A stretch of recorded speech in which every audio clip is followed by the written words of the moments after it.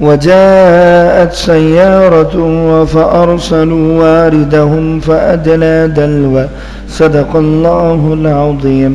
پارہ نمبر 12 سورہ یوسف، آیت نمبر 19 کی تفسیر چل رہی ہے۔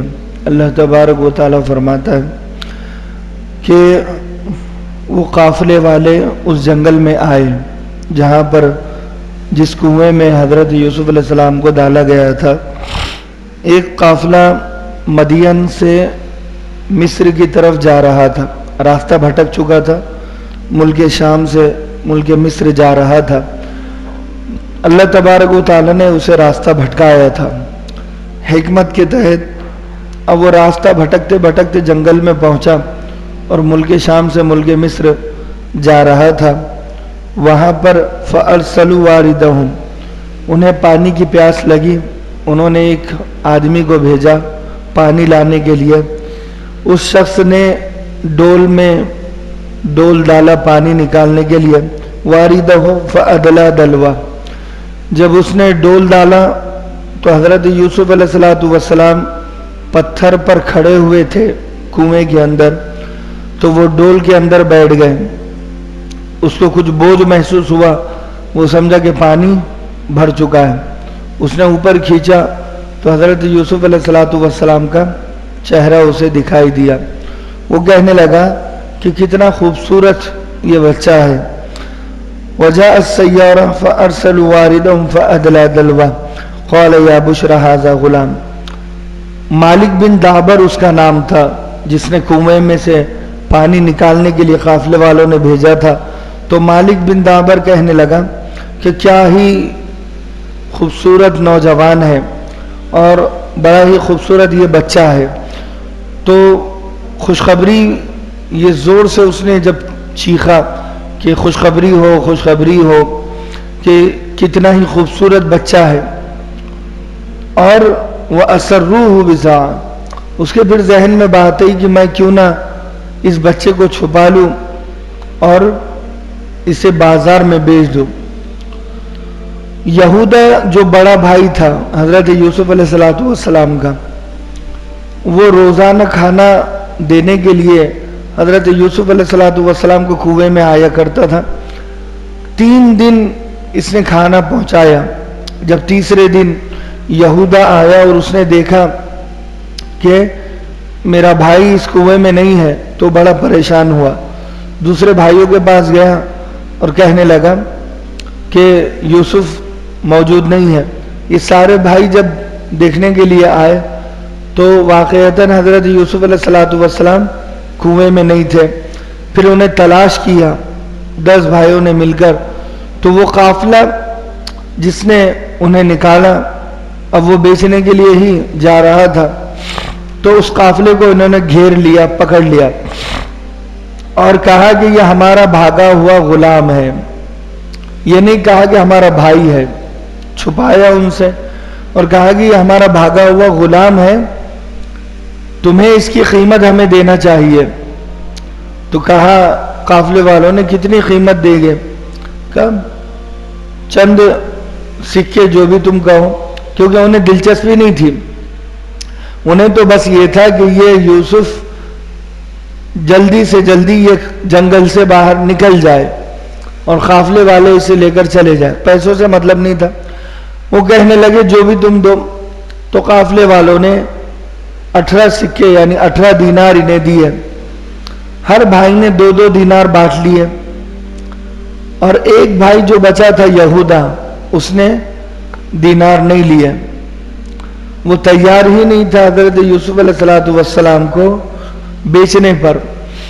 تو یہ جب بھائی بیچ کر جانے لگے تو پھر 2-3 بھائیوں کے کچھ ذہن میں آیا، تو پھر وہ پلٹ کر آئے اور کہا کہ اسے باندھ دو ورنہ پھر بھاگ جائے گا، اس کے منہ پر بھی پٹی باندھ دو۔ ہاتھوں کو باندھ دیا گیا، منہ کو باندھ دیا گیا حضرت یوسف علیہ السلام کے، اور اسی حالت میں انہیں مصر کے بازار میں اس قافلے والوں نے لے کر چلے۔ تو بڑا ہی مشکل سفر تھا۔ وَأَسَرُّوهُ بِزَعًا، انہوں نے قیمتی تجارت کا مال سمجھ کر چھپایا۔ یہ مالک بن دابر نے چاہا کہ میں اکیلا اس پر قبضہ کر لوں گا اس نے اس بچے کو نکالا اور چھپا دیا. اب وہ بچہ بھی 7 سال کے غالباً حضرت یوسف علیہ السلام تھے. واللہ علیم بما یعملون، اور اللہ جانتا ہے جو کچھ تم کر رہے ہو، جو پلان جو منصوبہ تمہارا ہے جانتا ہے. وہ جو کرتا تھا حضرت یوسف علیہ السلام کا، اس کے بارے میں بھی مفسرین نے لکھا ہے کہ وہ کرتا بھی بڑا عجیب. 3 واقعے اس سے جڑے ہوئے. پہلا واقعہ کہ حضرت یوسف علیہ السلام کے کرتے پر بکری کا خون لگایا اور والد محترم حضرت یعقوب علیہ السلام نے جب اس کرتے کو دیکھا تو وہ سمجھ گئے کہ یوسف کے ساتھ دھوکا ہوا ہے اور یہ جھوٹ بول رہے ہیں. کیونکہ قمیص بالکل پھٹی ہوئی نہیں تھی، ان کے بدن پر خون لگا ہوا تھا، تو شک ہو گیا کرتے کی وجہ سے. دوسرا یہ کہ جب زلیخا کے فریب میں زلیخا دھوکہ دینا چاہ رہی تھی، پھنسانا چاہ رہی تھی، اس وقت کرتے نے ہی ثابت کیا تھا کہ حضرت یوسف علیہ السلام بے قصور ہے، کیونکہ کرتا آگے سے نہیں پھٹا تھا، پیچھے سے پھٹا ہوا تھا. یعنی کوئی پیچھے سے پیچھا کر رہا ہے اور کرتے کو پکڑ رہا ہے، جس کی وجہ سے کرتا پیچھے سے پھٹ گیا. تو دوسرا واقعہ کرتے کی وجہ سے یہ بچ گئے اور بے گناہ ثابت ہو گئے. تیسرا واقعہ کہ حضرت یعقوب علیہ السلام کی بینائی اس کرتے کو دیکھ کر گئی بھی تھی اور واپس بھی آ گئی. جب حضرت یوسف علیہ السلام کی جدائی میں حضرت یعقوب نے کئی دن کئی سال نکالے تو یہ اندھے ہو چکے تھے، رو رو کر اس قدر برا حال تھا. جب یوسف علیہ السلام کے کرتے کو دیکھا تو ان کی بینائی واپس آ گئی. تو لہٰذا یہاں پر فرمایا وَشَرَوْا بِثَمَنٍ بَخْسٍ دَرَاهِمَ مَعْدُودَةٍ، چند کھوٹے سکے کے بدلے میں بھائیوں نے بھائی کا سودا کر دیا. سوتیلے بھائیوں نے. چند سکے سے مراد 18 دینار، بخسن دراہم معدودہ، جو ہاتھ پر گن سکتے ہیں. تجارت کے 2 طریقے اس زمانے میں تھے، ایک تول کر تجارت کرنا اور ایک گن کر تجارت کرنا.